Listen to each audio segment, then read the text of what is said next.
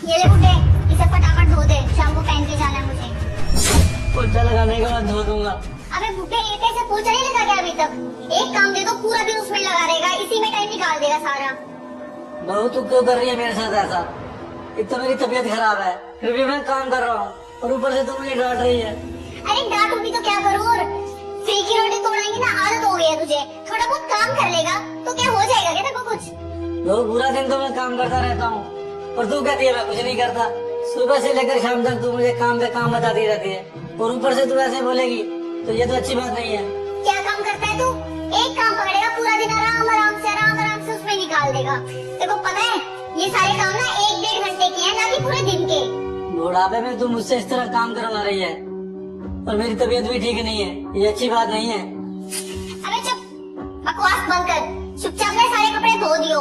और अगर नहीं धोए ना तूने कपड़े तो तेरे लिए अच्छा नहीं होगा, सुन ले मेरी बात। एक दिन जब मेरे बेटे को पता चलेगा ना, तब देख तेरे साथ क्या होगा। मैं भी देखती हूँ कि उनको पता चलने के बाद क्या हो जाएगा। भगवान ऐसी बहू किसी को न दे, किसी को भी न दे।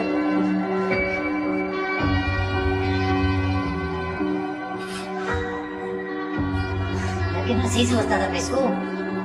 ये क्या निकली? मेरे पापा पे कैसे अत्याचार कर रही है ये? मैं भी तो देखूं कितना जहर भरा हुआ है मेरे पापा को लेके इसके मन में। हाँ हेलो बेबी, वो आज ना मैं आ नहीं पाऊंगा, ऑफिस में बहुत ज्यादा काम है। अच्छा आज नहीं आओगे तुम? हाँ, और पापा की तबीयत भी खराब थी तो तुमने दवाई दे दी थी ना पापा को? हाँ, पापा की तबीयत ना थोड़ी ठीक से नहीं लग रही, शायद उन्हें डॉक्टर के पास लेके जाना पड़ेगा। आप ना एक काम करो, मेरे पास ना थोड़े पैसे भेज दो ताकि मैं उनको डॉक्टर के पास लेके जा सकूं। हाँ हाँ, मैं पैसे भेजता हूँ तुम्हें। अपना और पापा का ध्यान रखना और खाना भी दे देना पापा को भी, और तुम भी खा लेना। ठीक है, तुम इतना मत सोचो बेबी, मैं पापा का और अपना ध्यान बहुत अच्छे से रख लूंगी।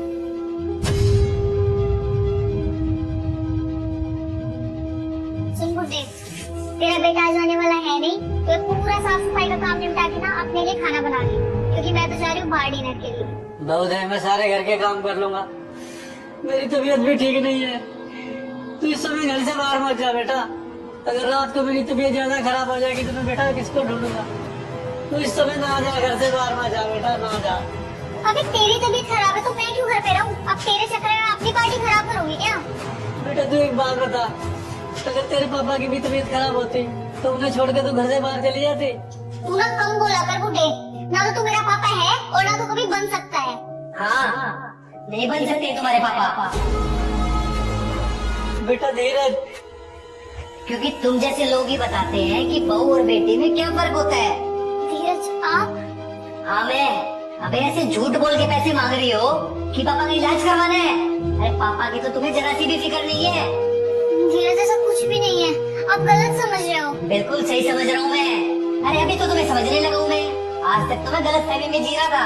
पापा बस दुख इस बात का है कि इतना सब कुछ आपने बर्दाश्त क्यों किया, मुझे बताया क्यों नहीं? इंसान जब सहने लग जाता है ना, उस पे तभी जुर्म होते हैं। आपने मुझे बताना चाहिए ना पहले ही।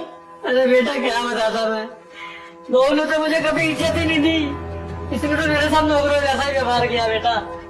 बेटा इसने मुझे धमकी दी थी, अगर तुमने धीरज को कुछ ही बताया तो तुम बाप बेटा को मैं दहेज के चक्कर में अंदर करवा दूंगी। तो बेटा मैं डर गया था, मैं तेरी जिंदगी बर्बाद नहीं करना चाहता था बेटा। नहीं धीरज, पापा झूठ बोल रहे हैं। पापा बिल्कुल सच बोल रहे हैं, मैंने अपनी आंखों से देखा है कि तुम पापा के साथ कैसे बिहेव करती हो। मैं कभी तुम्हारे पापा में और अपने पापा में भेदभाव नहीं करता, लेकिन तुम मेरे पापा को कुछ नहीं मानती, और अगर तुम कुछ मानती नहीं हो तो इस घर में रहने का फायदा क्या है? तुम ना अभी के भी इस घर से बाहर निकलो, मैं तुम्हें टाइमर दे रहा हूँ। नहीं धीरज, मैं कहाँ जाऊंगी? मैं मम्मी पापा को क्या जवाब दूंगी? हाँ तो बता देना ना सच कि तुमने क्या किया है और मेरे घर से बाहर क्यों निकाला है तुम्हें। निकलो।